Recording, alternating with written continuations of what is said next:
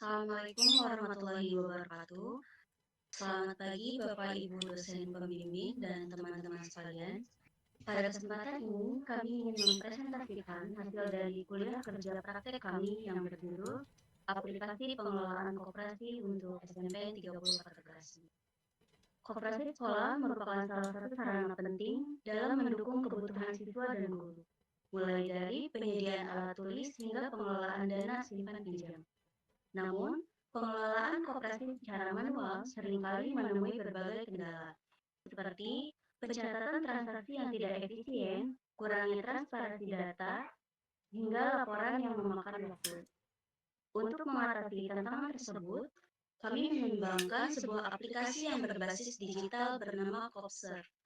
Aplikasi ini dirancang khusus untuk membantu pengelolaan koperasi di SMPN 30 Kota Bekasi agar lebih efektif, terstruktur, dan modern. Pada presentasi ini, kami akan memaparkan tampilan aplikasi, menu utama, fitur tambahan, hingga implementasi aplikasi ini di lingkungan sekolah SMPN 30 Kota Bekasi. Atas perhatiannya, izinkan kami memulai dengan menjelaskan tampilan aplikasi ini. Izinkan kami memperkenalkan kelompok kami. Yang pertama, Saya Farifatul Inuha dengan NPM 2021 4350 1914. Saya Muhammad Alwi Zakaria dengan NPM 2021 4350 1920. Saya Nugra Putri Dilani dengan NPM 2021 4350 1927.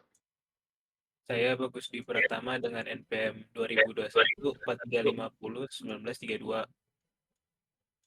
saya Imawati dengan NPM 2021 4350 1967. Saya Amelia Rahel Febrianti dengan NPM 2021 4350 1971. Dan saya Firly Tantowi dengan NPM 2021 4350 2710.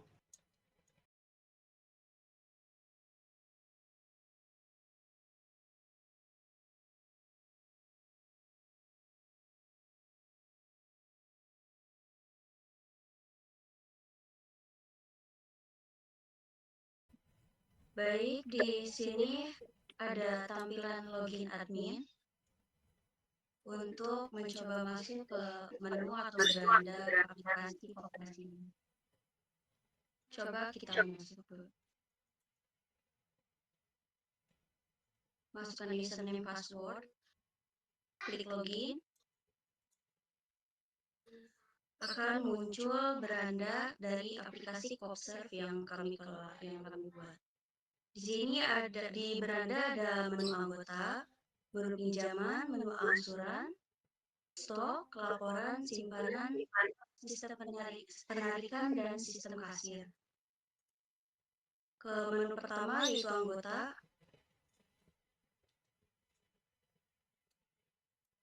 Di sini terdapat form anggota koperasi, yaitu untuk menambahkan anggota baru yang akan mengikuti keanggotaan koperasi.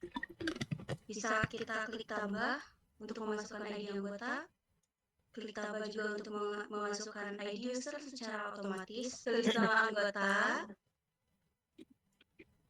tulis juga tanggal bergabung, dan nomor telepon, serta alamat. Dan klik simpan. Setelah data berhasil tersimpan, nanti dia akan muncul di database bawah form anggota koperasi. Setelah data keanggotaan baru disimpan, kita bisa mencoba mengubah data jika ada yang salah dengan mengklik button ubah, atau bisa membatalkan keanggotaan dengan mengklik tombol batal, dan bisa menghapus data keanggotaan dengan mengklik tombol hapus. Dan kita juga bisa mencari keanggotaan, misalkan dari beberapa data, kita bisa mencari dengan mengklik namanya di button cari. Misalkan mengklik nama Fahri.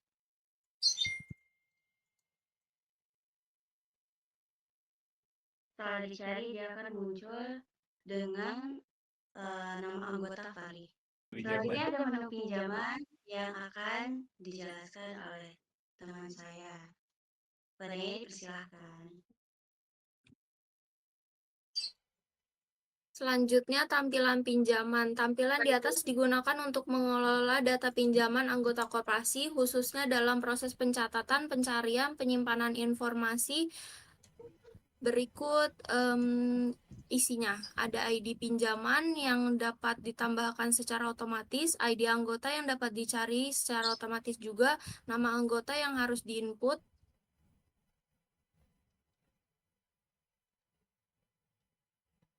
tanggal pinjaman itu tanggal saat melakukan peminjamannya. Selanjutnya tanggal lunas yang harus disepakati di awal, jumlah pinjaman atau nominal pinjaman,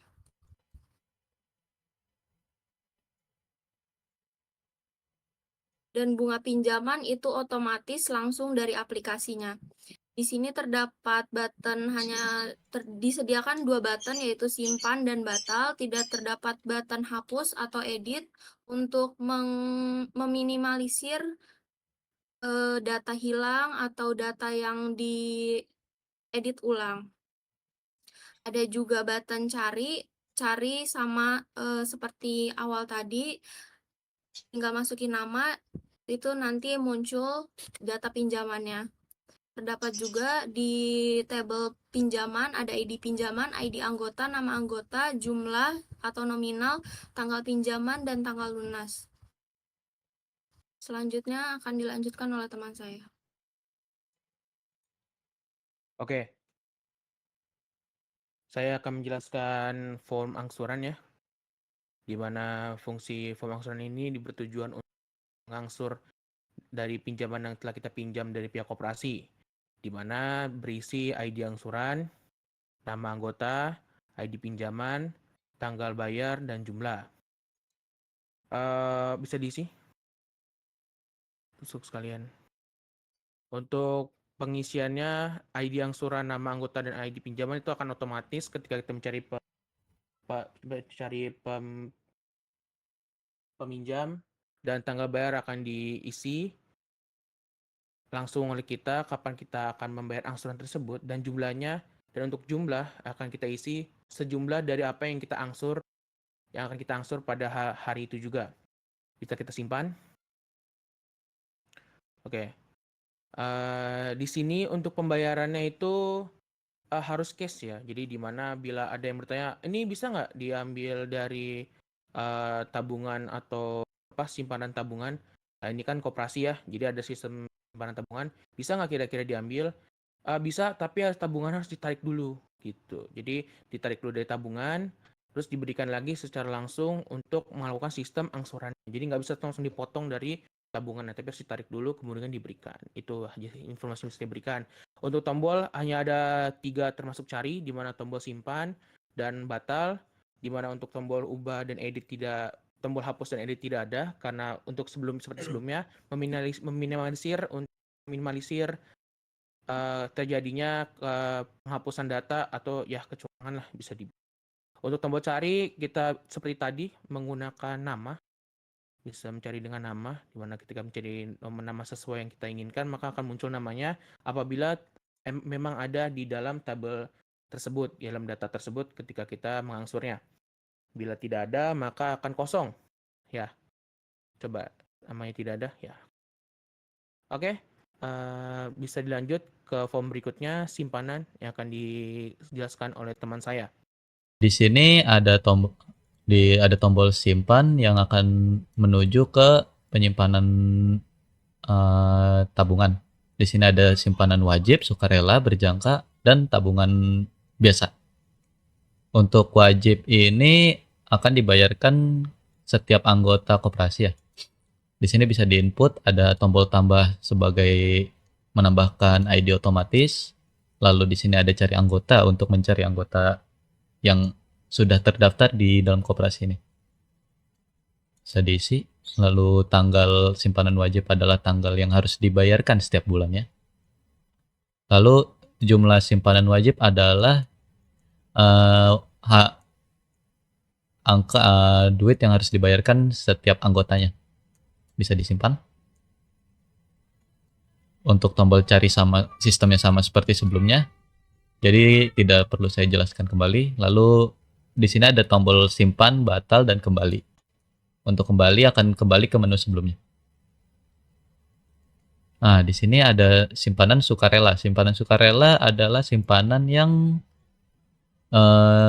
bisa dibayarkan sebebas anggotanya. Kayak jumlahnya berapa dan bisa ditarik mungkin di akhir setelah dia tidak menjadi anggota lagi. Bisa diisi.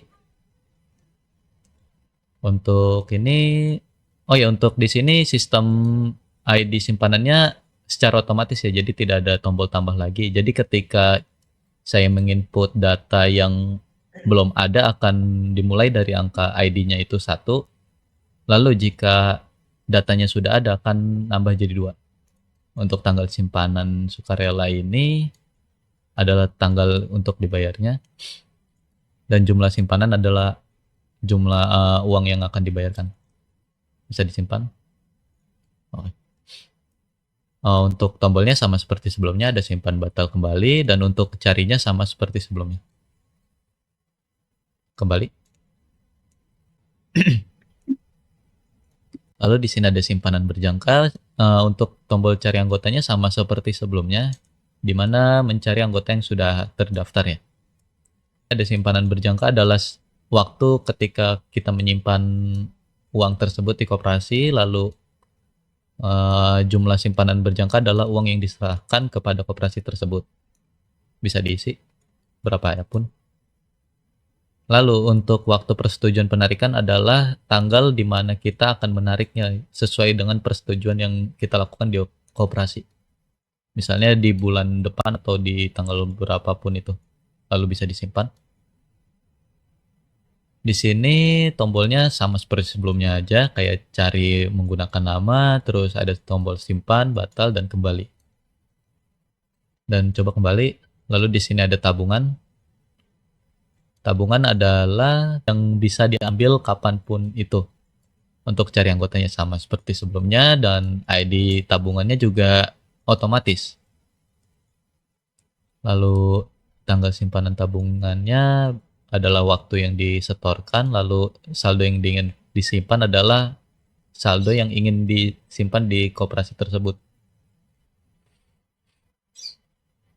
Akan muncul di ID simpanan anggota, nama, tanggal simpanan, dan saldo disimpan. Untuk tombolnya sama seperti sebelumnya, tidak ada yang diubah, lalu kembali. Dan lalu masuk ke beranda lagi. Beranda lagi aja. Dan di sini selanjutnya akan dijelaskan oleh teman saya.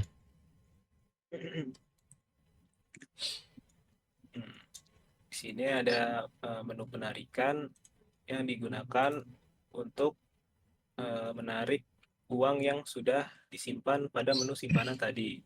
Di sini bagian beranda penarikan ada 2, yaitu penarikan berjangka dan penarikan tabungan. Ini adalah penarikan berjangka. Penarikan berjangka ini data-data dan jumlah uangnya itu diambil dari bagian simpanan berjangka. Ini tambah data dengan menambahkan ID penarikan berjangka, lalu cari anggota yang sudah didaftarkan, lalu otomatis jumlah saldo ini adalah jumlah saldo yang tadi diinput di simpanan berjangka. Lalu penarikannya berarti sesuai dengan tanggal yang di simpanan berjangka. Jumlah penarikan berarti di bawah dari angka saldo yang disimpan oleh anggota tersebut. Masukkan jumlah penarikan, lalu simpan, Di sini akan muncul ID penarikan, ID anggota, nama anggota, dan jumlah uang yang ditarik. Lalu tanggal penarikannya. Dan tombol-tombolnya masih sama, ada cari, simpan, batal, dan kembali. Lalu klik kembali. Selanjutnya ada penarikan tabungan. Penarikan tabungan ini data-datanya diambil dari simpanan tabungan. Lalu masukkan ID penarikan tabungan, cari anggota lagi. Lalu jumlah saldo di sini pun diambil dari saldo yang ada di simpanan tabungan. Lalu tanggal penarikan tabungan ini bebas memilih. Jumlah yang ditarik, lalu disimpan, berhasil disimpan. Jadi ini jumlah yang ditariknya dan data-datanya. Terus tombolnya pun juga sama. Ada tombol cari, simpan, batal, dan kembali. Lalu klik kembali. Selanjutnya ke beranda dan menu stok akan dijelaskan oleh teman saya selanjutnya.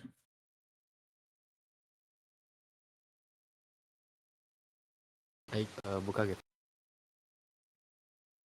Baik, di sini ada menu penyetokan barang ya. Pada fitur stok ini digunakan untuk menambahkan stok barang koperasi. Di sini dapat menginput kode barang. Di contoh coba nambahin kode barang pensil sebagai P1 gitu. Nah, terus juga bisa menginput nama barang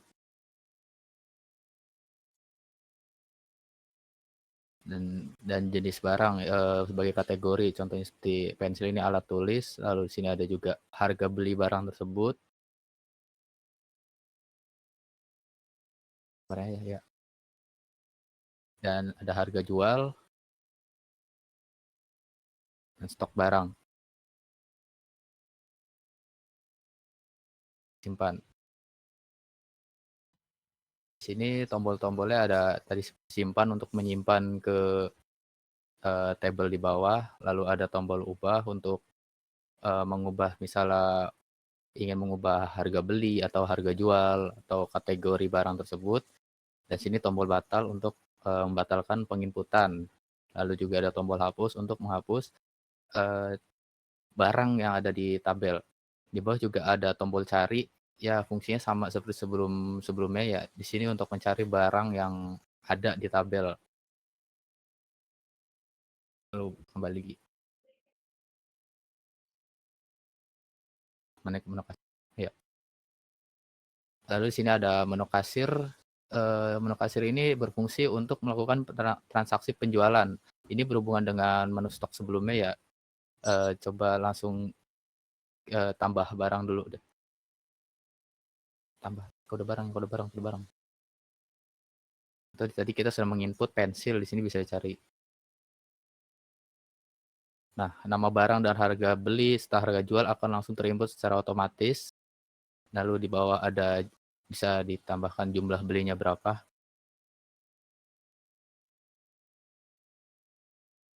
Ya, bisa dijumlah. Dan maka nominal harga yang harus dikeluarkan akan muncul di bagian total. Lalu jika ingin menginput transaksi penjualan ini, bisa langsung tambahkan juga ID pembelian dan tanggal pembelian. Nah, setelah itu tambahkan ke keranjang, maka transaksi penjualan ini akan masuk ke tabel di bawah. Nah, ya.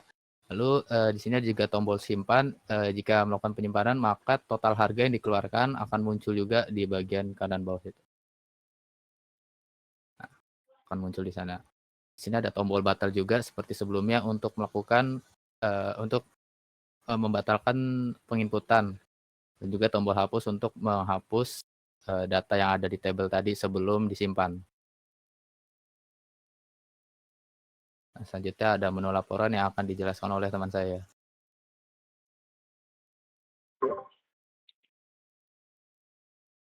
Oke, di sini ada ada menu laporan yang bisa diklik. Nah, di sini muncul ada anggota, ada pinjaman, ada stok, ada simpanan, ada penarikan dan penjualan. Sama laporannya. Yang pertama ada fitur anggota, bisa diklik. Kalian bisa klik fitur anggota. Dia akan mengeluarkan hasil laporan anggota. Lalu pinjaman, jika diklik, dia akan menampilkan laporan pinjaman yang berupa ada ID anggota, nama anggota, tanggal pinjaman, sama tanggal lunasnya, sama jumlah.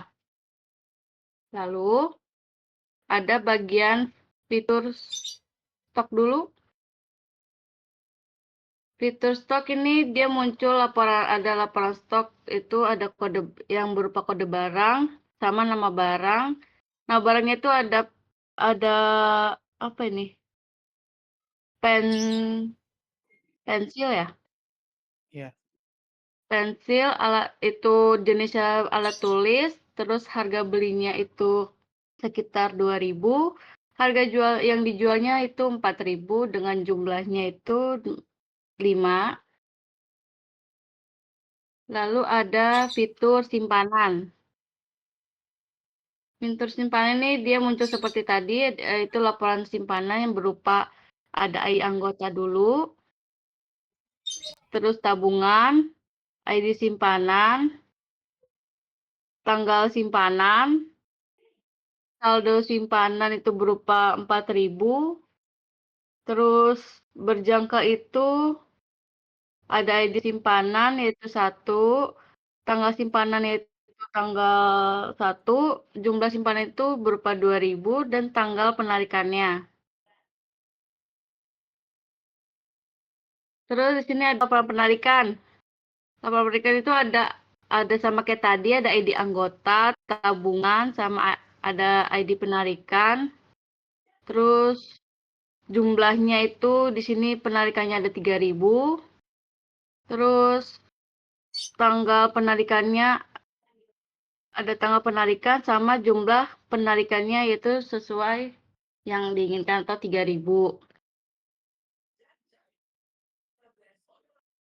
Yang ini ada laporan penjualan. Di sini ada ID belinya itu 1 dengan kode barang 1. Oh, enggak, iya. Kode barang 1, nama barang itu pensil. Terus tanggal belinya itu tanggal 1 jam 12. Harga belinya itu 2.000 dan harga jualnya itu 4.000 dengan jumlah 3 yang dibeli. Totalnya adalah 12.000. Terus bagian laporan ini yaitu hasil dari bagian yang masuk itu cuma ada anggota, pinjaman, simpanan, sama penarikan. Nah, di sini ID usernya tuh 1050, ada ID anggotanya 50, terus tanggal 1, nama anggotanya Pari. Pinjaman dia meminjam 5.100, simpan berjangkanya dia 2.000, simpan tabungan saldo disimpannya itu 4.000, penarikan berjangkanya 3.000, sama penarikan tabungannya 2.000.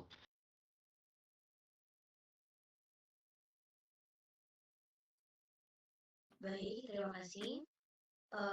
Dengan adanya aplikasi pengelolaan koperasi sekolah ini, Kami berharap aplikasi ini dapat memberikan solusi nyata dalam memajukan koperasi sekolah dan mendukung proses belajar mengajar. Demikian presentasi aplikasi dari kami. Kurang lebihnya mohon maaf. Wassalamualaikum warahmatullahi wabarakatuh.